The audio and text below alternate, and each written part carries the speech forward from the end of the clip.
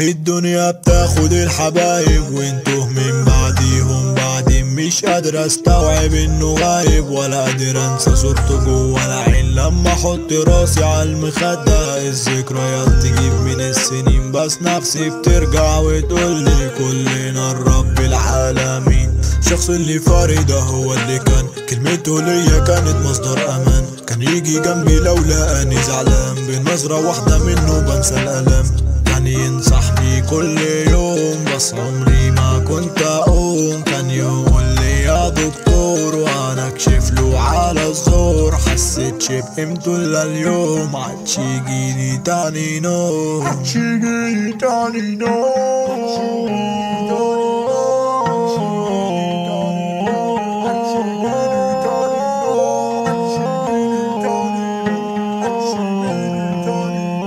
ما تغلاش عاللي خلقنا والارض دي مش مكاننا، كل واحد عنده عمر بيقضي ويسيب زمننا، والزمن ده مش زمننا والمكان ده مش مكاننا. احنا بس ضيوف على الارض والاخرة اللي هتجمعنا. ارجع تاني واقوم نتقبل الوضع وقوم، مفيش روح هتفضل عايشة باختصار دي مش هتدوم.